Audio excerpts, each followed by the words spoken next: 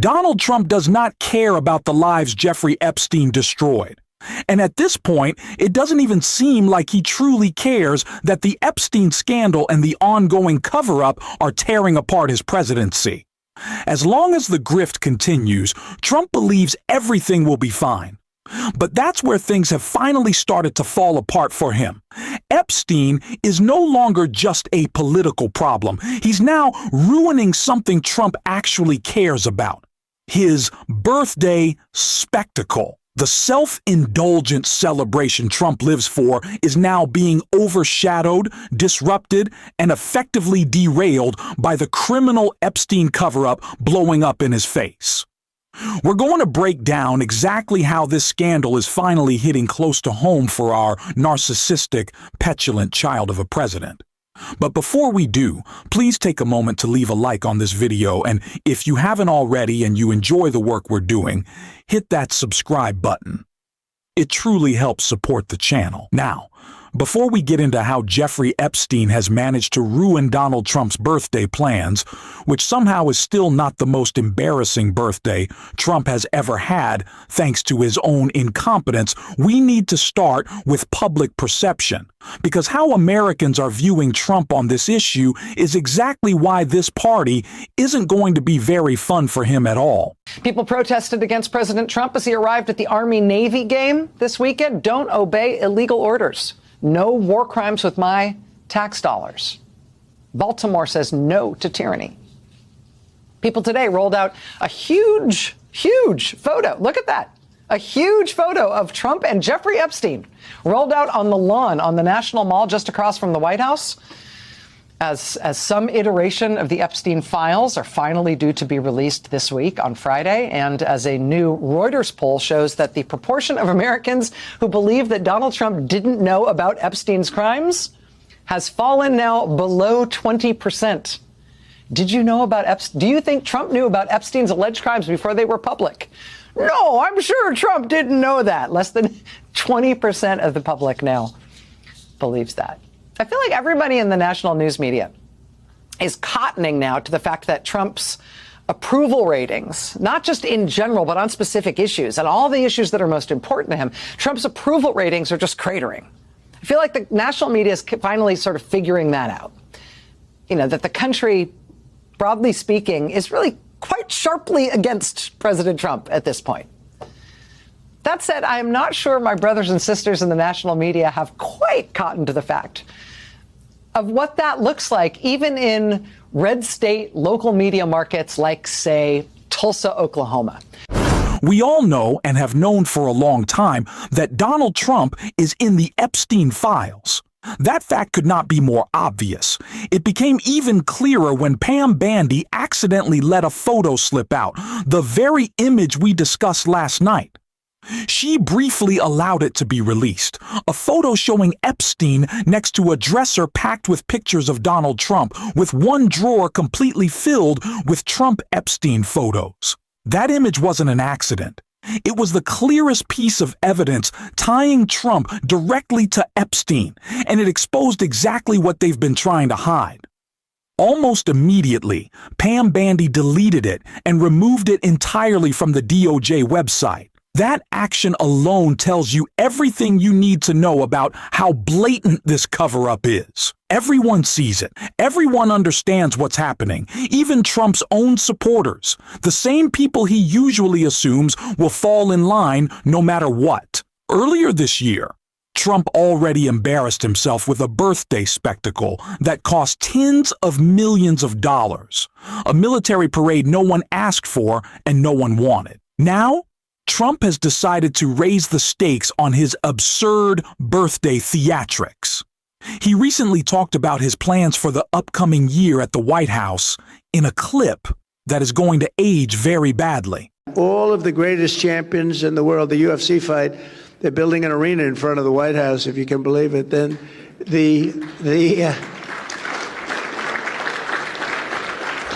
like 6,000 seats, and then they're going to build it for the fight. They're going to have the greatest champions of the world coming, and they're going to have over 100,000 people out. They're putting screens all over certain parts of Washington so everyone can see it. I don't think there'll be anything like it. It'll be on a Sunday night, June 14th. Flag Day happens to be my birthday, but I didn't do it for that reason. Just it actually, sir, we like the June 14th date. I said, it's my birthday. They didn't know it, but they picked it. But a UFC fight at the White House. That is what Donald Trump wants for his special day. He wants a UFC fight at the White House. He wants weigh-ins at the Lincoln Memorial. Donald Trump said, "Hey, you saw that military parade that nobody wanted, including those marching in it that was so bad my own supporters left early. Yeah, we're going to double down and make it worse." And that's what everybody is responding, saying, who the hell wants this? Including the guys that Donald Trump expected to fight for him on his birthday are coming out against the plan he was so very excited about. It's the only thing he's looking forward to, stealing money from us, protecting pedophiles in a UFC fight, but it's not going to happen. There aren't any UFC fighters to attend, which is why this was such a brutal blow to Trump. UFC star says she's skipping Trump's effing Epstein list White House event. Trumpy MMA fighter Sean Strickland says he'll pass on the president's upcoming White House birthday party brawl because hanging out with the Epstein list doesn't appeal to him. Strickland has been a staunch advocate for Trump, voting for him, taking selfies with him, and endorsing his policies. But that support has slowly cracked and broken. In August, he drew a line in the sand over MAGA's ties to Israel and its candidates who have been supported by the American-Israeli Public Affairs Committee. Sean Strickland said about fighting on the White House lawn with a UFC match, "I don't want to just go out and hang out with the effing Epstein list. I'm good, dude." Now, the 34-year-old has taken another step away from Trump's orbit, trashing the idea of taking part in the president's set piece, Ultimate Fighting Championship party at the People's House next summer.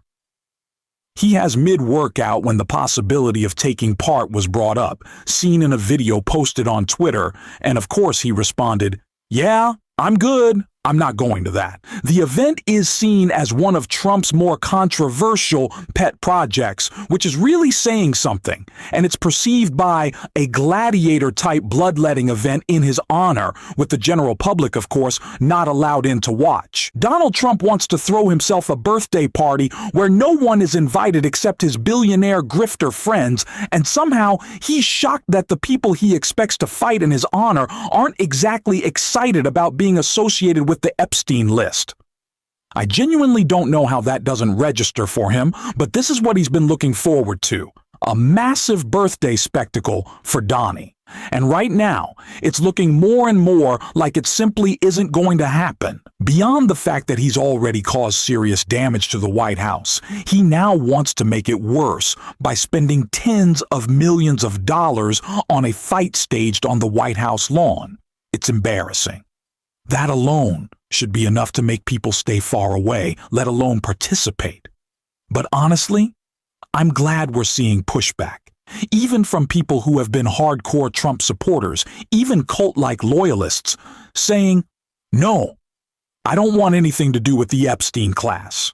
And as I keep saying, this is not just about Donald Trump, Pam Bandy, Stephen Miller, or Kash Patel. Just like the warnings from Mark Kelly, Jason Crow, and Alyssa Slotkin to service members about refusing illegal orders from Pete Hegseth, this is not a just following orders situation. That excuse does not apply here. If you are helping Pam Bandy obstruct justice, and as of right now, as I record this, and as you're watching this, she is actively breaking the law. You are also committing a crime. Pam Bandy didn't just break the law once. She is breaking it continuously. The deadline has passed, and every day, every minute, every second afterward, she remains in violation. Deleting the photos she released is evidence tampering. That alone adds another charge to the growing list. And let's be clear, Pam Bandy isn't sitting alone at a computer quietly cleaning this up by herself. Other people are helping her. Those people are also obstructing justice. They are also tampering with evidence. They are also standing in the way of the law, and they should be held accountable. And they should know that accountability is coming.